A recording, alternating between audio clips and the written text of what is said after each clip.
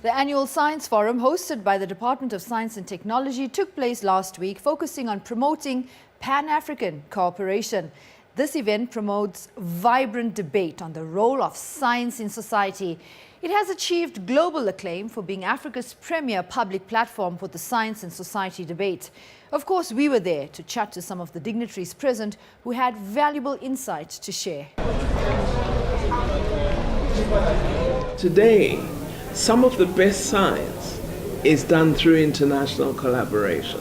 Some of the best papers produced by South African researchers are with colleagues from a multiple number of countries. So this importance of scientists working together, generating a range of ideas that they then synthesize to produce really exciting scientific outcomes, is a very important part of the opportunities created at Science Forum South Africa. Science, technology and innovation have a very important contribution, in fact the key contribution to make to addressing our problems. But also we have very bad notions of Africa. Some of them are totally dishonest and don't reflect the continent we are part of. So we are trying to change perspectives on Africa and get a perspective that says we have researchers in this continent, we have institutions that are working. If we provide them with support, if we provide them with the appropriate resources, if we link them in to the global community, we will actually achieve a tremendous amount and will see our continent thriving. Science must be functional to the society. It must serve the populace. And Agenda 2063, the 7 aspirations of Agenda 2063, the goal of Agenda 2063 is an integrated, prosperous, peaceful Africa driven by its own competent citizen. And there can be no development without technology. There can be no development without science. There can be no development without innovation. So we need that. It's extremely concerning that the value of science is being questioned in this day and age. Science has the potential to solve most of Africa's problems, both social and natural scientists, working together with politicians and other decision makers. So the value of a science forum is that science from across the country are talking to one another. They will remain in communication, they will collaborate, and nowadays you really can only achieve things in partnership. A lot of the production and manufacturing in Africa is automated. It's been established by predominantly large multinational companies that have invested in Africa, and they obviously bring that technology to the continent. But there is an opportunity for Africans to develop and innovate our own inventions and technology for not only production, but mainly need to address the African needs. Running adjacent to the panel discussion was an exhibition showcasing the latest in technology over a variety of sectors. The urban agriculture project displayed by the Embassy of Switzerland caught our attention as it speaks directly to the food security needs of the continent. The stands that we have here are meant to illustrate how urban agriculture can be implemented in the city setting where resources are limited. So people who don't have a lot of resources, no space, no money, little money, or temporary residents where they really want to get involved in their own food production. The Embassy of Switzerland really wants to support these people and take it out further into the communities where schools can be impacted, where communities can get involved, and where people can get the education that they might have lost or might be lacking in order to really get the community growing their own food and making it sustainable. All of the stands have been made with salvageable material, so material that is available to everybody, where they can go and get reject materials, thrown away bottles, building material like these PVC pipes, and soil with compost that they can make from their own kitchens or can get from kitchens or collect from leaf droppings, anything like that, so people can literally with zero cost grow their own garden. What we promote is what would grow best in the area that the stand will be in. So in other words, how much sun will there be? A little bit less sun, you will want to have more leafy products and maybe less brinjal, maybe less cabbage.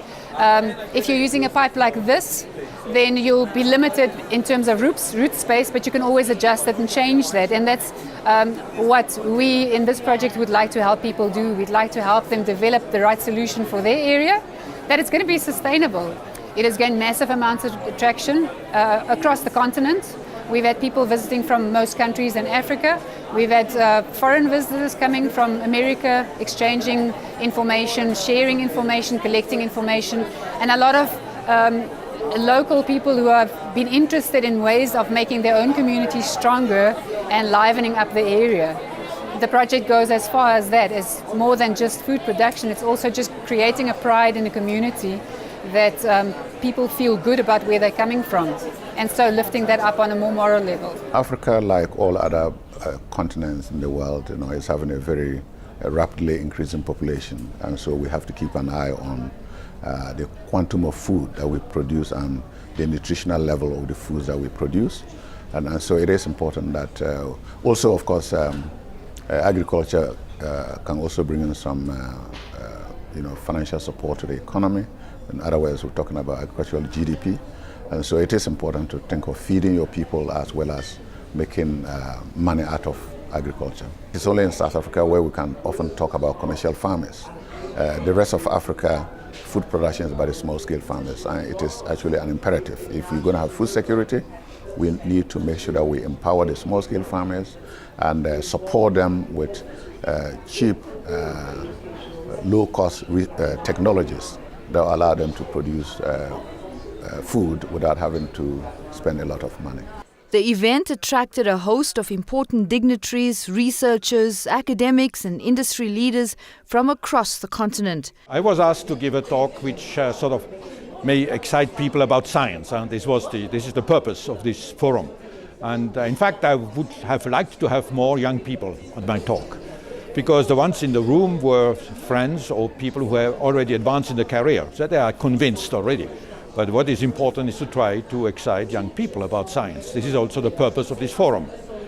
So my talk was it was on chemistry, because I'm a chemistry professor, researcher, but it was putting chemistry into a very broad scheme. First starting with the origin of the universe, until it went to physics, then chemistry, then biology, then thinking.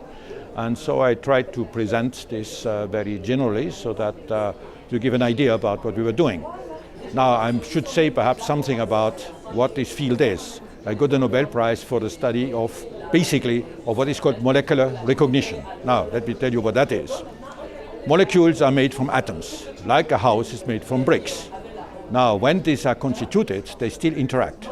Molecules all interact with one another, and they do it by a process very specific, which is molecular recognition. Molecules recognize themselves. If they don't recognize, you wouldn't exist. You exist because your molecules, they know what to do. They go together, they do the right job at the right moment in the right place. And this is what we studied. Molecular recognition has become a major field, and supramolecular chemistry did not exist. This name did not exist earlier on, and now it's well accepted. We started to work on it 50 years ago, which is sort of a long time. And I got the Nobel Prize 30 years ago, but it has developed. Many people work on it, and also in Africa, but in many countries in the world. I have a lot of relations with China, because of course a lot of activity there, and mostly in Europe and in Africa, but mostly in Europe and China. And Africa would be a nice place. I like this forum, because it's a way to have a condensed view of a lot of things going on in Africa. South Africa, of course, but also other regions in Africa. So that was very exciting to be here, and I would like to thank the embassy for arranging that, because otherwise I wouldn't have known about it. Rashina Mohammed for Joburg Today.